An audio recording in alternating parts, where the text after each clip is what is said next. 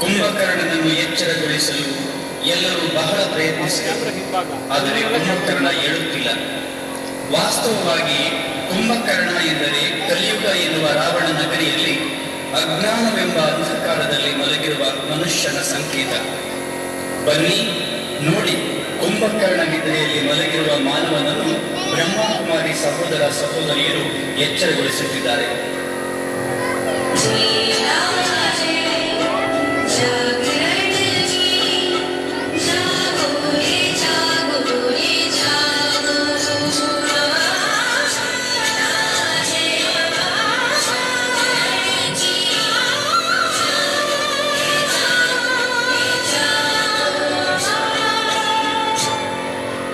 ಏಳು ಅಂತ ನೋಡು, ಈ ಸೃಷ್ಟಿಯಲ್ಲಿ ಪುನಃ ಧರ್ಮಗ್ಲಾನಿಯ ಸಮಯ ಬಂದಾಗಿದೆ. ಅಂದರೆ ಈಗ ಈ ಸೃಷ್ಟಿಯಿಂದ ಪವಿತ್ರತೆ, ಸತ್ಯತೆ, ಏಕತೆ ಹಾಗೂ ಮಾನವತೆ ಸಂಪೂರ್ಣ ಮಾಯ.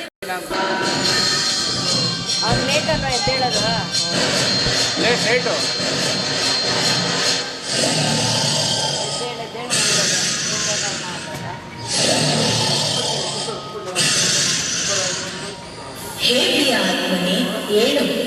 ಈಗ ಈ ಸೃಷ್ಟಿ ಚಕ್ರ ಪುನಃ ಕಲಿಯುಗದ ಅಂತಿಮ ಚರಣವನ್ನು ತಲುಪಿದೆ. ಭೂಮಿಯ ಮೇಲೆ ಹೆಚ್ಚುತ್ತಿರುವ ಉಷ್ಣತೆ, ಪರಮಾಣು ಬಾಂಬುಗಳು, ನೈಸರ್ಗಿಕ ವಿಕೋಪಗಳು ಹಾಗೂ ರೋಗ ರುಜಿನ ಇತ್ಯಾದಿಗಳು ಅಂತಿಮ ಸಮಯದ ಲಕ್ಷಣಗಳಾಗಿವೆ. ಸಮಯ ತುಂಬ ಕಡಿಮೆ ಉಳಿದಿದೆ. ಏಳು, ಎಚ್ಚರಗೊಳ್ಳು.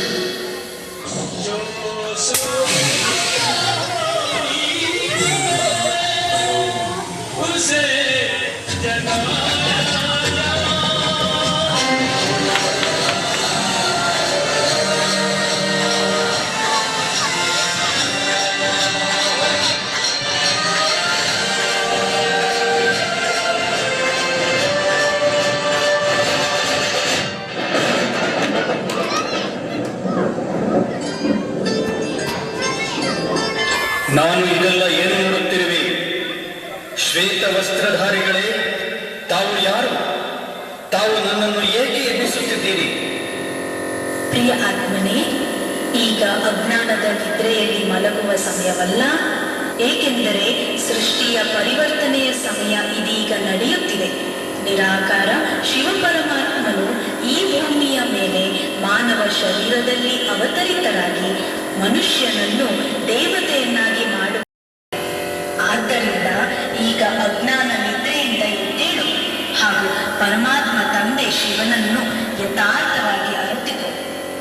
ಏನೆಂದಿರಿ? ತಂದೆ ಪರಮಾತ್ಮ ಶಿವನು ಈ ಭೂಮಿಗೆ ಬಂದಿದ್ದಾರೆಯೇ? ಹೌದಣ್ಣ, ಇದು ಸಂಪೂರ್ಣ ಸತ್ಯ. ಈಗ ಶೀಘ್ರವೇ ಈ ಕಲಿಯುಗಿ ಪ್ರಪಂಚ ಒಂದು ಸುಂದರ ಸುಖಮಯ ಪ್ರಪಂಚವಾಗಿ ಪರಿವರ್ತನೆಗೊಳ್ಳುತ್ತಿದೆ. ಅದಕ್ಕೆ ಸ್ವರ್ಗ ಅಥವಾ ಪ್ಯಾರಡೈಸ್ ಎಂದು ಕರೆಯಲಾಗುತ್ತದೆ. ಸ್ವತಃ ಪರಮಾತ್ಮ ಶಿವನೇ ನಮಗೆ ರಾಜಯೋಗವನ್ನು ಕಲಿಸಿ ಆಧ್ಯಾತ್ಮಿಕ ಜ್ಞಾನ, ದೈವಿ ಗುಣಗಳು ಹಾಗೂ ಶಕ್ತಿಗಳಿಂದ ನಮ್ಮನ್ನು ಶೃಂಗರಿಸುತ್ತಿದ್ದಾರೆ. ಆದ್ದರಿಂದ ತಾವೂ ಸಹ ಈ ಯಥಾರ್ಥ ಅಮೂಲ್ಯ ಜ್ಞಾನವನ್ನು ಜೀವನದಲ್ಲಿ ಅಳವಡಿಸಿಕೊಂಡು ಜೀವನವನ್ನು ಸಾರ್ಥಕ ಮಾಡಿಕೊಳ್ಳಿರಿ. ಕೃತಜ್ಞತೆಗಳು ಸಹೋದರಿಯರೇ, ತಾವು ನನ್ನನ್ನು ಅಜ್ಞಾನದ ನಿದ್ರೆಯಿಂದ ಎಬ್ಬಿಸಿದಿರಿ. ಈ ಅಮೂಲ್ಯ ಶಿವ ಸಂದೇಶವನ್ನು ನೀಡಿದಿರಿ.